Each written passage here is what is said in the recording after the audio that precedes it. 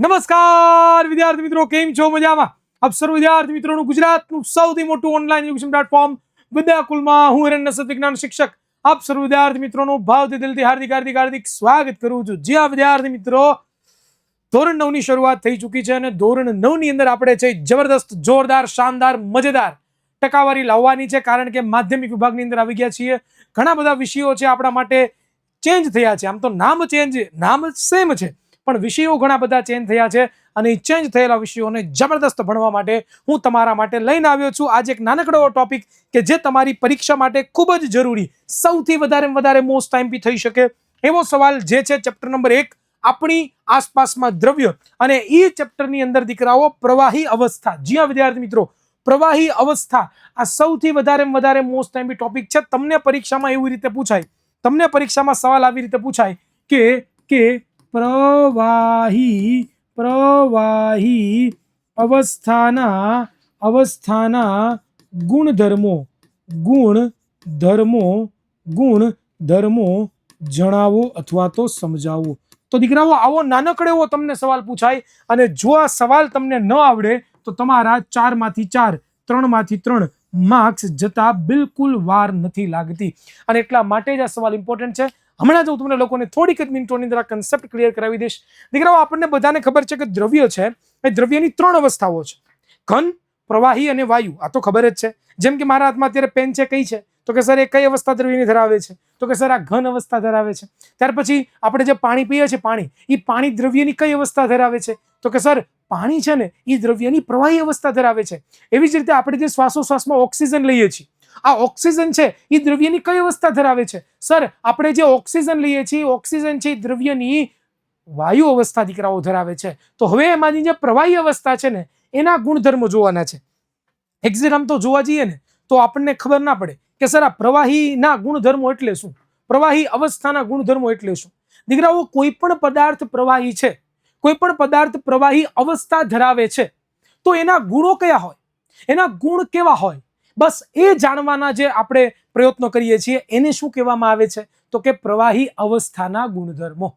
શું કહેવામાં આવે છે? પ્રવાહી અવસ્થાના ગુણધર્મો. આઈ થિંક કન્સેપ્ટ ક્લિયર થયો હશે તારો દીકરા. મેં જે કીધું, મેં જે સમજાવ્યું તને ખબર પડી છે. હવે મુદ્દા વાઇઝ વાંચતા જઈએ, સમજતા જઈએ, એક મુદ્દો ક્લિયર કરતા જઈએ તો આપણને વધારે મજા આવશે. પહેલો મુદ્દો આપણને કહે છે કે પ્રવાહી પદાર્થને નિશ્ચિત આકાર હોતો નથી. જો શું કીધું કે કોઈ પણ પ્રવાહી પદાર્થ હોય, પ્રવાહી અવસ્થા ધરાવતો હોય, એનો કોઈ પણ પ્રકારનો નિશ્ચિત આકાર ક્યારેય હોય નહીં, પરંતુ એનું નિશ્ચિત કદ ધરાવે છે. હવે અહીંયા 2 શબ્દો તમારા માટે નવા છે. પહેલો શબ્દ છે નિશ્ચિત આકાર અને બીજો શબ્દ છે નિશ્ચિત કદ. આ 2 મુદ્દાઓ તમે સમજી જાઓ, આ 2 વાક્યો તમે સમજી જાઓ એટલે પહેલો મુદ્દો તમને સમજાય છે. શું કીધું કે કોઈ પણ પ્રવાહી હોય તો એ પ્રવાહીનું હંમેશા ધ્યાન રાખવાનું કે એનો કોઈ ફિક્સ આકાર ન હોય. જેમ કે પાણી છે એ આપણને બધાને ખબર છે કે પ્રવાહી અવસ્થા ધરાવે છે. હા છે, ક્લિયર છે? હા સર ક્લિયર છે. તો હું તમને એમ કહું કે પાણીનો આકાર કેવો હોય? આપશો જવાબ તમે મને? પાણીનો આકાર કેવો હોય? છે તમારી પાસે કોઈ જવાબ? તમે કહેશો સર પાણીનો આકાર છે એનો તો કોઈ જવાબ જ નથી. શું કામ? કારણ કે પાણીને જે પાત્રમાં ભરીએ છીએ એના જેવો આકાર ધારણ કરી લે છે. તમે એને ગ્લાસમાં ભરો તો શું થાય? ગ્લાસ જેવો આકાર ધારણ કરી લે. તમે એને દીકરાઓ કળશાની અંદર ભરો, ગામડાની અંદર કળશા હોય, બરોબર ને? એ તમને સિટીના છોકરાઓને નહીં ખબર હોય, પણ એ પાત્ર જ છે એક પ્રકારનું. એ જે તપેલીમાં ભરો, ચાલો તો ઓકે સર એમાં પણ થઈ જશે. તમે એને દીકરાઓ છે તપેલીની જગ્યાએ તમે ભરો એને, ચાલો આવા એક પાત્રમાં ભરો, એની જેવો આકાર ધારણ કરી લે. આ ઊભા નળાકારમાં ભરો, એની જેવો આકાર ધારણ કરી લે. તમે આવી રીતનો ઊંધો જે કોન હોય એનો જે શેપ છે એના આકારમાં ભરો. તો જેવા પાત્રમાં, જેવા વાસણમાં તમે નાખો છો પાણીને તો એના જેવો આકાર ધારણ કરી લે છે. એમ એક પ્રવાહી નહીં, કોઈ પણ પ્રવાહી, જેમ કે પેટ્રોલ છે એ પણ એક પ્રવાહી છે, ડીઝલ છે પણ એક પ્રવાહી છે. તમે એને જે પાત્રમાં ભરશો એના જેવો આકાર ધારણ કરી લે છે. કેરોસીન એ પણ એનો જેવો આકાર ધારણ કરી લે છે, બરોબર? એટલે કોઈનો આકાર નિશ્ચિત નથી હોતો. હું એમ નિયમ ન કહી શકું કે આનો આકાર આમ જ છે, આનો આકાર ફિક્સ જ છે. ક્યારે પણ મારાથી દીકરાઓ બોલાય નહીં. ક્લિયર થાય છે? સમજાય છે શું બોલું છું? બીજું શું કીધું? પણ એનું કદ નિશ્ચિત છે. કદ એટલે જગ્યા રોકવી. મેં તમને આની પહેલા પણ કીધું હતું કે કદનો મતલબ શું થાય દીકરાઓ? તો કે જગ્યા રોકવી. કદનો મતલબ શું થાય? જગ્યા રોકવી. ભાઈ તમે 50 ml પાણી લો છો, ઉદાહરણ તરીકે 50 ml, ml માં ખબર પડે ને બધાને? પાણી માપવા માટેનો એકમ છે, પ્રવાહી વસ્તુને માપવા માટેનો એકમ છે. ml, જેમ આપણે ઘન વસ્તુને કેમ કિલોમાં માપીએ એવી રીતે પાણીને આપણે mlમાં માપીએ, દૂધને આપણે mlમાં માપીએ. નથી કહેતા 500 ml દૂધ આપો તો 1 લીટર દૂધ આપો તો 1000 ml થાય, જ્યારે આપણે 1 લીટર જેવું થતું હોય તો 50 ml મારી પાસે પાણી છે. તો એ 50 ml દીકરાઓ આ જે આકારનો પાત્ર છે એમાં જેટલી જગ્યા રોકતો હશે એટલું જ આ પાત્રમાં જગ્યા રોકતું છે. એ જ 50 ml પાણી જેટલું આ પાત્રમાં જગ્યા રોકતું છે એટલું જ આ પાત્રમાં જગ્યા રોકતું છે.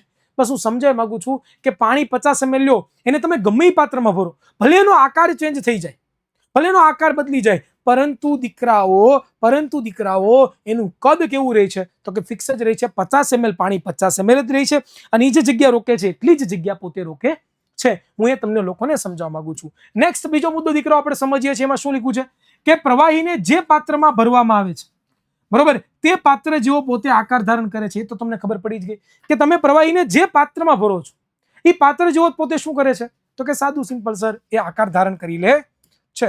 નેક્સ્ટ આપણે વાત કરીએ કે પ્રવાહીમાં વહનશીલતાનો ગુણ હોય છે. પ્રવાહીમાં શું હોય છે? વહનશીલતાનો ગુણ.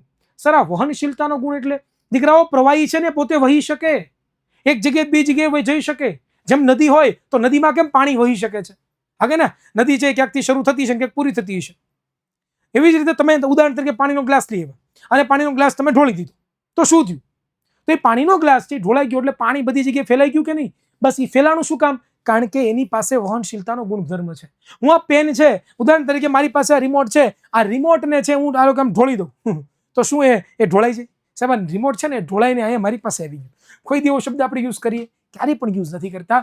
એનો મતલબ દીકરા એવો છે કે પ્રવાહી અવસ્થા છે વહનશીલતાનો ગુણ ધરાવે છે. ઇટ મીન્સ કે તેનો કોઈ આકાર, તેથી જ તેનો કોઈ આકાર બદલાય છે ભાઈ, એટલે જ એનો આકાર બદલાય છે. વહી શકે છે એટલા માટે તેનો આકાર બદલાઈ જાય છે. ત્યાર પછી પ્રવાહી તરલ છે પરંતુ સખત એટલે કે દ્રઢ છે નહીં. તરલ એટલે કે વહી શકે, બરોબર, તરવું જેની અંદર આપણે વહી શકીએ. જેમ કે અહીંયા મેં શબ્દ વાપર્યો વહનશીલતાનો ગુણ એટલે કે વહી શકવું. એમ તરલ એક શું છે? વહી શકે. પાણી તરી શકે છે, કેરોસીન તરી શકે છે, તરી શકે ઇન ધ સેન્સ કે વહી શકે છે, બરોબર, દૂધ વહી શકે છે, ઢોળાઈ જાય છે. તો આ બધા ગુણધર્મો તરલ કયો કે વહનશીલતા કયો બંને સેમ. આગળ વાત કરીએ કે ઘન અને પ્રવાહી પદાર્થનું બીજો કોઈ ઘન હોય બીજો કોઈ પ્રવાહી હોય, પદાર્થનું પ્રવાહીમાં પ્રસરણ સંભવી શકે છે. જો શું કીધું કે ભાઈ પાણી લ્યો છો, એ પાણીમાં તમે લીંબુનો રસ નાખી દો તો પાણી પ્રવાહી છે, લીંબુનો રસ સર પ્રવાહી છે. આ બંનેને હું ભેગા કરું તો શું બંને મિશ્રણ થઈ જશે? એ બંને ભળી જશે, ઓગળી જશે એકબીજામાં? નહીં ઓગળે. તમે મને કોમેન્ટ બોક્સમાં જણાવો તો. હા સર ઓગળી જશે, બરોબર. ચાલો પાણી છે એમાં દૂધ નાખી દો તો પાણીમાં મેં દૂધ નાખી દીધું દીકરાઓ, તો અહીંયા તમે જોવા મળે છે કે પ્રવાહીમાં શું થાય છે તો કે પ્રસરણ જોવા મળે છે. પ્રવાહીનું પ્રવાહીમાં પ્રસરણ, બરોબર, એટલે કે પ્રવાહીમાં ભળી શકે છે. બીજું હું મીઠું લઈ લઉં, મીઠાને પાણીમાં નાખી દઉં અને એને આવી રીતે ફેરવી નાખું તો શું થાય? ઓગળી જાય છે ને. ઓગળી જાય છે કે નથી ઓગળી જતું? હા સર એ પોતે ઓગળી જાય છે. તો અહીંયા તમે જુઓ કે મીઠું ઘન હતું, પાણીમાં ઓગળ્યું પ્રવાહી હતું, તો ઘન પદાર્થનું પણ પ્રવાહીમાં શું થાય છે? પ્રસરણ થાય છે, એટલે કે ઓગળી શકે છે, ફેલાઈ શકે છે. બસ આ વસ્તુ સમજાવી છે. અને શબ્દ વાપર્યો છે સંભવી. સંભવીનો મતલબ બધા પદાર્થો પાછા નથી ઓગળતા. તમે પાણી અને તેલને ભેગું કરો તો પાણીમાં ક્યારેય તેલ ઓગળશે નહીં. તમે રેતીના કાંકરા અને પાણી નાખો તો ક્યારેય ઓગળવાના નથી. એટલે શબ્દ એ વાપર્યો છે સંભવી. સંભવીનો મતલબ શું થાય? અમુક જ પદાર્થો છે કે જે પોતે શું કરી શકે છે દીકરાઓ તો કે પાણીમાં એટલે કે પ્રવાહીમાં પ્રસરણ પામી શકે છે, એવું અહીંયા સમજાવવા માંગે છે. આગળ વાત કરી દીકરાઓ. નેક્સ્ટ દીકરાઓ બીજી મારે વાત કરવી છે ખાલી ઘન અને પ્રવાહી નહીં, પરંતુ પ્રવાહીની અંદર તમે વાયુને પણ પ્રસરણ કરાવી શકો છો. એટલે કે પ્રવાહીમાં પણ તમે લોકો વાયુને શું કરી શકો છો? શું કરી શકો છો તો કે પ્રવાહીની અંદર પણ વાયુને તમે પ્રસરણ પમાડી શકો છો, ઓગાળી શકો છો. તમે લોકોએ સોડા પીધી છે, દેખાય છે તમને લોકોને સોડા? યસ, તમે લોકો ક્યાંક ને ક્યાંક તો સોડા પીધી જ છે. તો આ જે સોડા છે એમાં તમે વાયુના પરપોટા જોતા હશો. શું છે? એ સોડાની અંદર જે વાયુ ઓગાળેલો છે એ વાયુ હવે બહાર નીકળે છે, એ તમને દેખાડે છે, બરોબર ને. આવી સોડા ઘણી બધી જોતા હોય, મેન્ટો, અરે બરોબર ને, આ મેન્ટો શું છે? મેન્ટલ શું નામ છે ભાઈ? મને એક્ઝેક્ટ નામ નથી આવડતું, હું ભૂલી ગયો છું, બરોબર. પણ કાંઈક આ સોડાનું નામ છે, રિસ્ક વાળું છે ભાઈ. ઓકે, એડબર્ટ આવતી મને ખબર નથી, ત્યાં લખ્યું છે જો કે વાતાવરણનો ઓક્સિજન અને કાર્બન ડાયોક્સાઇડ એટલે કે CO2 વાયુ પાણીમાં પ્રસરણ પામે છે, એટલે કે ઓગળી શકે છે અને કંઈક અંશે દ્રાવ્ય થાય છે. કંઈક અંશે દ્રાવ્ય થવું એટલે થોડોક જ છે એ ઓગળતો હોય છે, એને કહેવાય કંઈક અંશે દ્રાવ્ય થાય છે. આમ વાયુ પણ પ્રવાહીમાં શું થઈ શકે છે તો કે પ્રસરણ પામી શકતો હોય છે. વાયુ પણ શું થાય છે? પ્રવાહીમાં ફેલાઈ શકે છે. આગળ વાત કરીએ ઘન પદાર્થની સરખામણીમાં પ્રવાહીનું પ્રસરણ દર વધુ છે. જો યાદ રાખશો કે ભાઈ ઘન એક પાત્રમાં તમે મીઠું લો છો ને એક પાત્રમાં તમે ખાંડ લો છો, મીઠું લો છો ને એક પાત્રમાં લીંબુનો રસ લો છો, બંનેની અંદર પાણી નાખો છો. હવે તમે વિચાર કરો કે મીઠું ફટાફટ ઓગળી જશે પાણીમાં કે પછી લીંબુનો રસ ફટાફટ ઓગળી જશે? તમે કહેશો કે સર લીંબુનો રસ છે ને એ જ ફટાફટ ઓગળી જવાનો છે. શું કામ? કારણ કે પ્રવાહી છે એનો પ્રસરણ દર એટલે કે ઓગળવાનો દર શું છે? વધુ છે. શું છે દીકરાઓ? વધુ છે.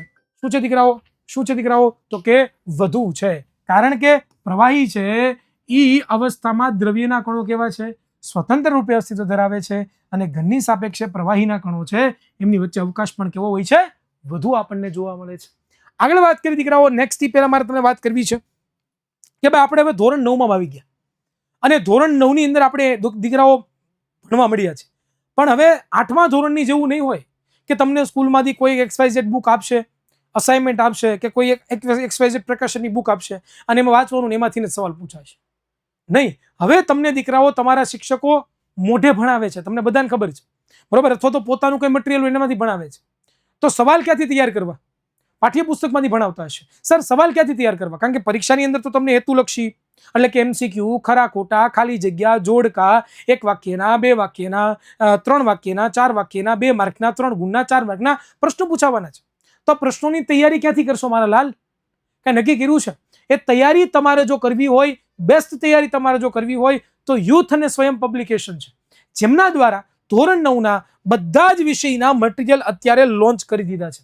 જેમ કે વાત કરીએ તો ગણિત, વિજ્ઞાન, સામાજિક વિજ્ઞાન, Gujarati, English textbook, English grammar, Hindi અને સંસ્કૃત, આ તમારી 8 બુકો કે જેની મદદથી તમે ભણો તો છો જ, અમારી સાથે ઓનલાઈન એજ્યુકેશનમાં ભણતા હોય કે કોઈ XYZ ટ્યુશન ક્લાસીસમાં ભણતા હોય કે પછી કોઈ સ્કૂલમાં ભણતા હોય, તમે ભણો તો છો જ દીકરાઓ, પરંતુ મટીરિયલ પણ જોશે, એમાંથી વાંચવાની, પરીક્ષાની તૈયારી કરવા જોશે. વીકલી ટેસ્ટ હોય, મંથલી ટેસ્ટ હોય, કોઈ પણ ટેસ્ટ હોય, તો એ તૈયારી તમે દીકરાઓ ક્યાંથી કરશો? તો કે તૈયારી તમારે કરવી પડશે આપણા યુથ અને સ્વયં પબ્લિકેશનની બુકમાંથી. જો એમાંથી તમે તૈયારી નહીં કરો તો ફેલ થવાની સંભાવના વધી જાય, બરાબર? તો ખાસમ ખાસ દીકરાઓ તમારા માટે લોન્ચ કર્યા છે. 1490 રૂપિયામાં તમને આ બધી જ બુકો તમારી ઘરે તમને મળી જશે. તમારે ક્યાંય પણ લેવા જવાનું નથી. આપણી બુકો કોઈ પણ ટેસ્ટરીમાં અવેલેબલ નથી. ઓન એન્ડ ઓનલી એક જ ઓનલાઈન તમે મગવી શકો છો. કેવી રીતે સાહેબ? 97 12 44 45 48 અથવા તો 48 ની જગ્યાએ 49 લગાડો. આ નંબર ઉપર કોલ કરો. તમે કોલ કરશો એટલે તમને બધી માહિતી આપશે. કેવી રીતે તમારે પેમેન્ટ કરવાનું, બુક કેવી રીતે તમારી ઘરે આવશે, કેટલા દિવસે આવશે, આ બધી જ વાતચીત તમને કરી દેશે કે જેની અંદર આ બધા વિષયો આવી જશે. ઇવન તમને લાગે છે કે હું નાનો પડું છું કે હું આ બધું પૂછપરછમાં મને કોઈ ક્ષેત્રે તો નહીં જવાનું હે, એવું તમને થાય છે તો તમે તમારા પેરેન્ટ્સ સાથે જે વાત કરાવી શકો છો. આ નંબર ઉપર કોલ કરશો ને તો વાંધો નહીં આવે, બરાબર? આ નંબર ઉપર બધા જે પણ કોલ ઉપાડી ઓકે જોઈએ. ઓકે, તો નંબર ઉપર કોલ કરીને તમે બુક મગાવી લેજો. તમારા માટે બહુ જ ઉપયોગી છે. પછી પસ્તાવો થશે. અડધું સત્ર પૂરું થઈ ગયું પછી એમ કહેશો કે મારે બુક જોતી, તો સ્ટોક હશે તો મળશે, નહીં હોય તો પૂરો થઈ ગયો છે, બરોબર? એટલે ખાસમ ખાસ આ બુક પણ તમારે મગાવવાનું ભૂલવાનું નથી. ચાલો નેક્સ્ટ આગળ વાત કરીએ. બીજા ગુણધર્મો જોઈએ તો ત્યાર પછીના થોડાક 2 ગુણધર્મો બાકી છે, જોઈ લે. તો પહેલો ગુણધર્મ કે પ્રવાહી ઘનની સરખામણીમાં વધુ સંકોચન પામી શકે છે. જો ભાઈ ઘન પદાર્થ તમે દબાવો તો એ દબાવવાના છે, ઇટ મીન્સ કે એનું સંકોચન થવાનું નથી. પરંતુ પ્રવાહીને તમે થોડું કેવું છે શું કરી શકો છો? તો કે દબાવી શકો છો, બરોબર? આગળ વાત કરીએ. પ્રવાહીને દબાણ આપતા તેના કદમાં નહિવત ઘટાડો થાય છે. નહિવત ઘટાડો એટલે બહુ જ ઓછો, જેના કારણે આપણે કહીએ છીએ કે પ્રવાહી પણ કેવું છે? અસંકોચન પામે છે, બરોબર? પામે છે. પ્રવાહીને તમે દબાવશો તો દબાશે, પણ બહુ નહીં, બહુ જ લાઇટલી, થોડુંક જ, કે આપણને એવું લાગે કે દબાણ થયું જ નથી અથવા તો આપણને લાગે એ દબાણું જ નથી, બરોબર? પણ થાય તો છે જ. પણ એટલા માટે આપણે શબ્દ વાપર્યો છે પ્રવાહીનું અસંકોચન કહે છે, બરોબર? તો ધેટ્સ ઇટ દીકરાઓ. આજનો જે પ્રવાહીનો ગુણધર્મ છે, આ જે મુદ્દા મેં તમને સમજાવ્યા એ તમે તમારી પરીક્ષામાં લખો એટલે 100% 3 માંથી 3, 4 માંથી 4 માર્ક આવતા વાર લાગે નહીં. તો દીકરાઓ કેવો લાગ્યો વિડીયો? બધા જ વિદ્યાર્થીઓ જે પણ વિડીયો જોવે છે એ બધા જ વિદ્યાર્થીઓ નીચે કોમેન્ટ બોક્સમાં છે એ જણાવવાનું છે તમને વિડીયો કેવો લાગે છે, સારો લાગે છે, ખરાબ લાગે છે, મજા આવે છે, શું થાય છે, બધું જણાવવાનું છે. અને વિડીયોને લાઈક કરવાનું છે, ચેનલને સબસ્ક્રાઇબ કરવાનું છે અને વિડીયોને તમારા મિત્રો સુધી શેર કરવાનું ભૂલવાનું નથી.